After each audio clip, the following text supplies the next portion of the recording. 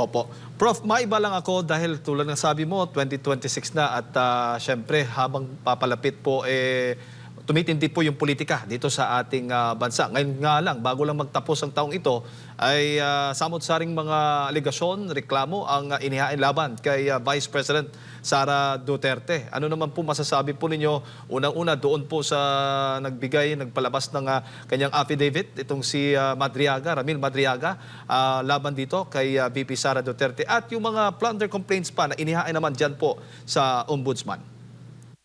Opo, yun din ho yung nakakapagtaka, ano? Sobrang init ng politika na hindi naman na po dapat, hindi, I mean, kailangan pa ba natin itong mga to na address na ito? Nagdesisyon na rin din ng Korte Suprema pagdating dito.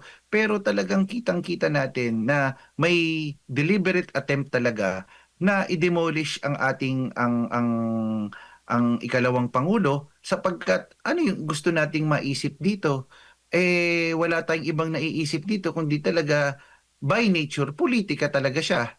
Ang tanong, sa dami ng problema at yung mga accountability measures na dapat nating gawin at dapat nating unahin, bakit lalabas itong mga bagay na ito sa ganitong panahon? Ikalawa pa,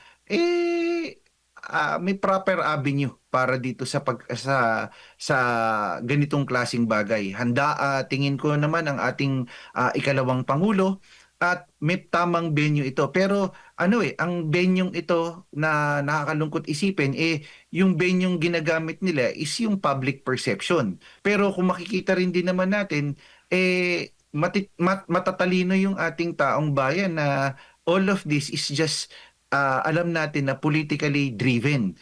At imbis na magkaisa tayo, mas lalong ginagawa nilang divisive eh. So hindi ko alam at hindi natin alam kung ito ba ay talagang intention nila na talagang pagwatak-watakin ang ating taong bayan sa pamamagitan ng pagde-demolish sa isang ikalawang pinakamataas na posisyon sa bansa at justify yung support sa So talagang mararamdaman natin yung girian ng puwersa pampolitika ng ating bansa. At ang nakakalungkot dito, Edmar and Sir Jade, mas lalong winawatak-watak ang ating taong bayan. Oo, at madalas Prof, napapansin din po ninyo nagagamit ang mga Duterte kapag may mga issues ng katiwalian na lumalabas at biglang lihis sa issue laban naman po sa mga Duterte.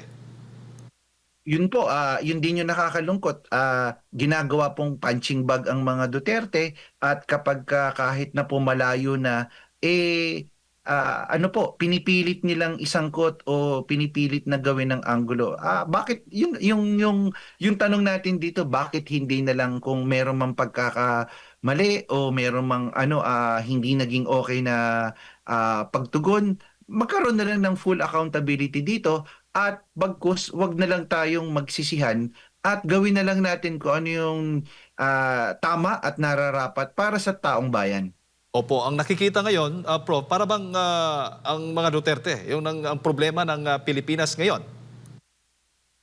Tama po, tama po. So kung may konting malaking issue ang sisi sa mga Duterte, kasi ganito, kasi ganyan, and lalong nawawala ng accountability at kulang sa accountability talaga pagdating dito sa ganitong klasing sitwasyon. Opo. Itong mga korupsyong nangyayari at itong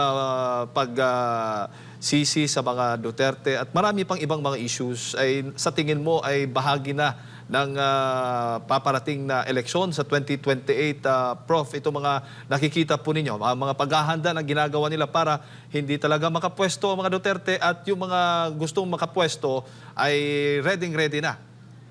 Asahan po natin yan, Sir Jade, na lalo na po pagdating po sa susunod na taon, habang papalapit ang 2028, mas lalo pang iinit ang politika ng ating bansa. Hanggang matapos itong ah, ah, taon na to at papasok na bagong taon, talagang mas iinit pa at talagang maghahanap pa at maghanda tayo sa marami pang pwedeng mangyari sa sitwasyon ng politika. At ang naalungkot, Sir Jade, sa dami ng nangyayaring problema sa politika, ang kawawa yung ating taong bayan. Opo. Hindi the Filipino people deserve better. The Filipino people deserve more, sa lalo na sa hirap ng mga nararamdamang kahirapan ng ating taong bayan ngayon. Huli na lang, Prof, sa ngayon ba may mga nakikita na kayong contender o pantapat kay Vice President Sara Duterte kung sakali magtatakbo siya sa pagkapangulo sa 2028? Ako sa tingin ko meron naman diyan tingin ko, pero paano mo sa pagkakataong ito, napakataas pa rin din ng approval rating. Lumabas nga very recent survey nung isang survey firm. Napakataas pa rin din na from 47, bagamat bumaba ng 42%, napakataas pa rin din ng 42% na yan na nakuha ng ating ikalawang pangulo. Ikalawa, pwedeng nating sabihin na yung iba hindi pa nagdedeklara dahil masyado pang maaga, at talagang ang very vocal, at alam natin na talagang may postura sa 2028 ay ang VP Inday Sara. So malalaman natin, kasi tingin ko yung iba nakikiramdam pa, tinitignan pa yung sitwasyon bago talagang yun nga, ika nga, magdeklara. Kasi nabago yung landscape ng politika, sir. Nakita natin yung bloke ng boto at suporta ng isang mga lugar na nakapirme at steady ang suporta doon sa kanilang mga kandidato. And case in point, nakita yan doon sa suportang meron ang bailiwick o baluarte ng mga Dutertes, which is the Mindanao and some parts of basically Visayas. Opo.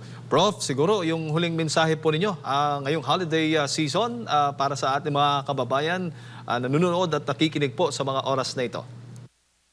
Opo, sana po wag po tayong makalimot.